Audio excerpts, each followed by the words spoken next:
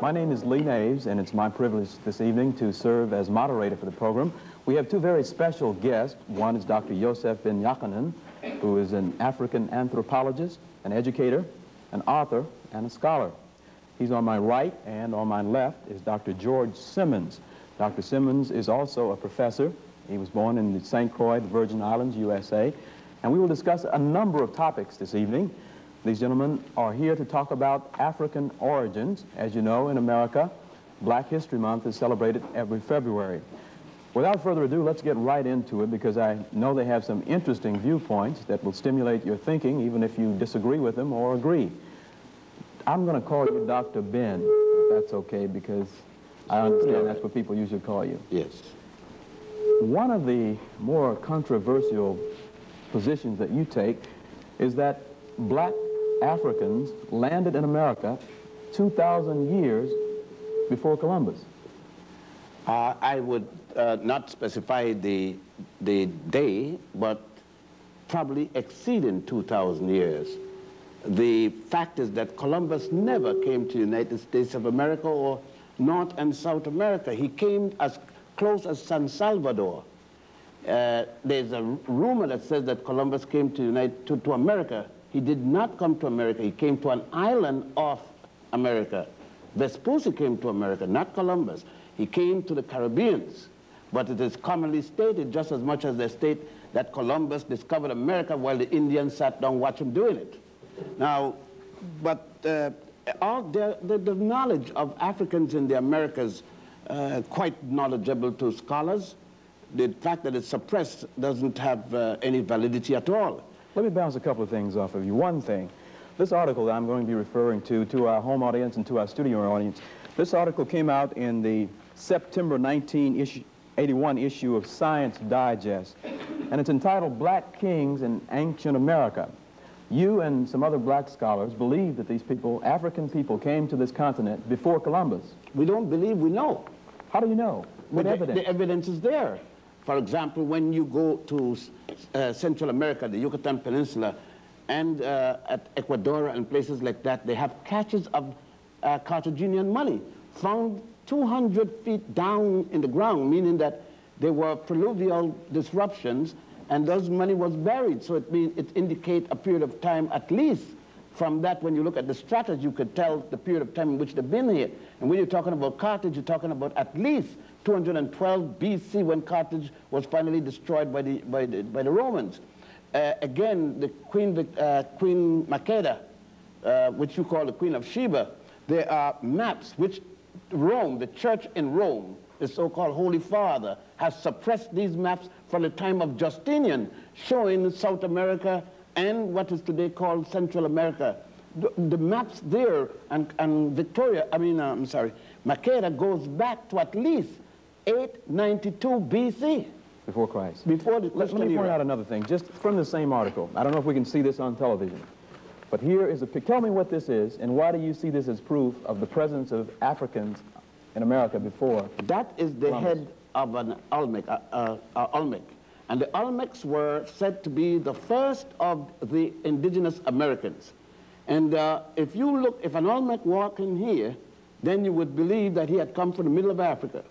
And there is no doubt about it that all of the writers prior to racism admitted that the Olmecs were in fact Africans who had come across here. There is no doubt when Pigafetta and others, the point is that Van Sertima is writing and others, but Leo Weiner in 1938 at Harvard University wrote a 2-volume book for which he was fired about the Africans, Olmecs being Africans. And let me bounce this off of you, okay? You take the same statue. You say, well, you say that they're obviously black features, thick lips, broad nose. The stereotype. But, okay, the stereotype. Other anthropologists say, I think Michael Cole was one of them. He says that this is not a black man.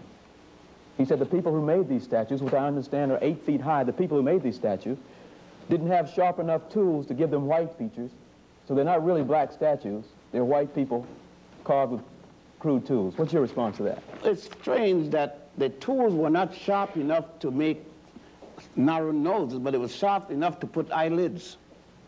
So it would seem to me that an eyelid is harder to make than a tin nose. But Michael Cole is no less a racist than the head of the Ku Klux Klan. I mean, what's the difference between Michael Cole Reagan and the Ku Klux Klan? It have the same philosophy.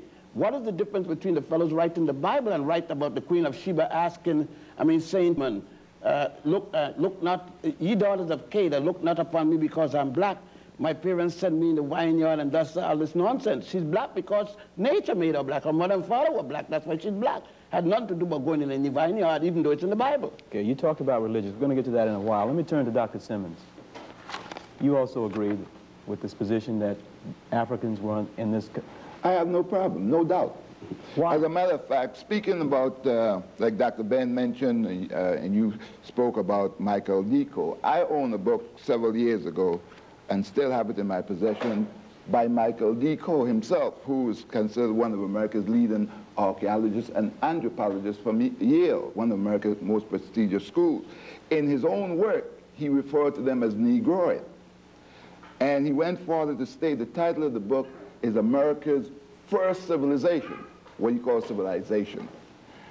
And to turn around and to tell these youngsters and other people in America in particular that the black men was the first to build any type of civilization in the Americas will be disturbing to Americans. And so... Let me ask you this. Yes. Even if you're right, let's say you're right, what difference does it make? It makes a lot of difference. What kind of difference? It takes the inferiority complex out of the black man who felt that his only beginning and relationship here in this part of the world is that of slavery.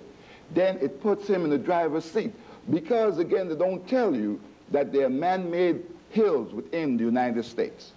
They call them mounds. And they range from in the Midwest all the way down the eastern seacoast of the United States. And they have found artifacts in them that are similar to things found in West Africa and in Egypt, which is Northeast Africa, that predates the arrival of the so-called indigenous Indians to these lands. Another thing is some years ago, one of the major television networks back in New York, I don't remember exactly which one, ABC or which, had did a documentary, and they said that these Olmecs are the ones who brought right into the Americas about 3000 BC. To tell blacks that they ought to be glad to enter into these schools of higher learning today in order to read and write, because their ancestors back in Africa couldn't read and write. You see what it will do to tell them that they brought right into the Americas? Antonio Pigafetta, that Dr. Ben mentioned, who sailed with Magellan when Magellan came to the so-called New World in 1519, when they landed at the land of Verzin, which we now call Brazil, they were met by people in canoes that carried as many as 40 people.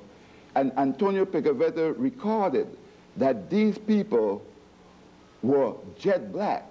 It seemed that they came out of the infernal marshes.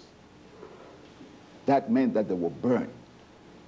He said, naked and black as they are in 1519, 27 years after Columbus's arrival to the so-called New World. Another thing they don't tell you, again, you heard my associate... Well, why haven't we heard these things before? Why don't we read them in the New York Times, the Birmingham News?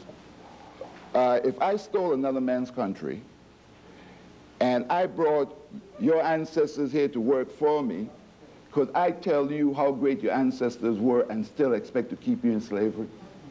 Well, let me give you a better, not better necessarily, but an added situation of that.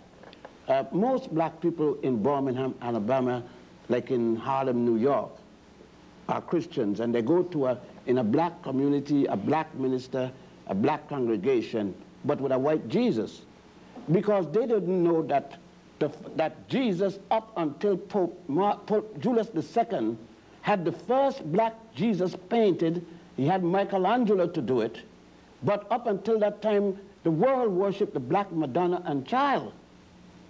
The present Pope is going back to Poland to worship at the statue of the black Madonna and Child. That's in the New York Times. But what the Times says the next day, don't worry about the black Madonna and the Child. She was originally white, but there was a storm in the 16th century, passed by and turned it black. But the same storm must have gone to Spain, and then it went to Ethiopia, and it went to the Soviet Union and turned all the black Madonnas back. It was a hell of a storm.